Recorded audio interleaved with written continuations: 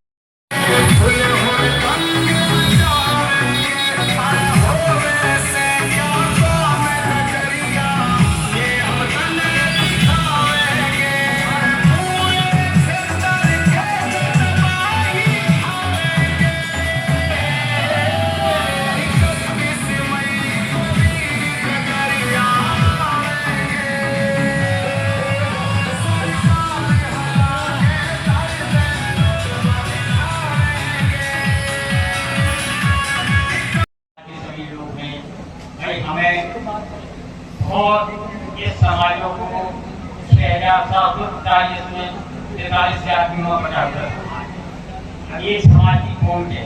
अभी मैं बताता हूँ कि किस तरह से इन्होंने बांटा है। साथियों, हमारी संख्या सदैव से ज्यादा है वो आज भी ज्यादा है, लेकिन ये अपने चक्रव्यूह की ऐसी रचना है जिसे हम भेद नहीं कर पाए। भेद करने का एक ही तरीका है, अब एक बैनर लाए उसके माध्यम से हम आप सबको बताना चाहेंगे कि ये है। जितनी संख्या भारी उसकी उतनी हिस्सेदारी। तो हमारा जो समाज है हम सब एक ही है, चाहे वो किसी भी जाति का हो, चाहे वो किसी भी धर्म का हो। जो 85% है सब हम एक है, लेकिन कुछ ताकतें हैं जो हम लोगों को एक दूसरे से बांटने की कोशिश करती है, एक दूसरे लड़ाने की कोशिश करती है। तो हम लोगों को लड़ना नहीं है।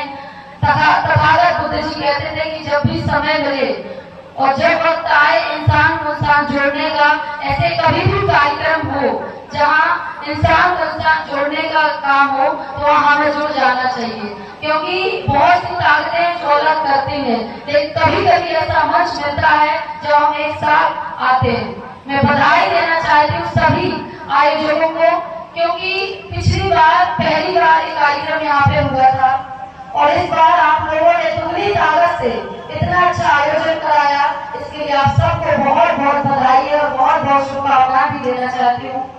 कल हम मनकारी गाँव में थे, तब भी मैंने एक कहा था, आज भी इस काश मंदिर में मैं सब लोगों के सामने कह करके जाती हूँ कि जब भी हमको मौका मिलेगा, तो काफी हमें युवा साथियों ने हमें कहा है कि हमारे काश मंदिर में माता अहिल्याबाई जी की प्रतिमा लगनी चाहिए। तो आप लोगों ने अगर आशीर्वाद दिया और हमको ये मौका मिला आने वाले समय में, क्योंकि अगली 31 तारीख 2027 में होगी, और अगर मौका मिलेगा तो हम ये उम्मीद करेंगे कि यहाँ पे अगली जो 31 तारीख हो तो माता अहिल्याबाई होलकर की प्रतिमा यहाँ लग जाए।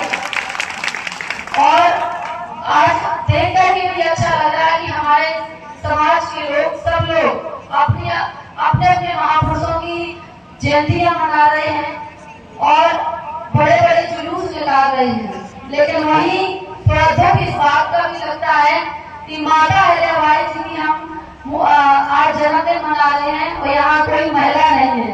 तो मुझे देख करके कभी कभी दिल दुख होता है, क्योंकि जहाँ हम बेटियों की पढ़ाने की बात करते हैं, जहाँ नारियों के उत्थान की बात करते हैं, और जब तक हमारी नारियां, हमारी बहनें, हमारी बेटियां कार्यक्रम में शामिल नहीं होगी तो मुझे नहीं लगता है कि समाज आगे बढ़ेगा।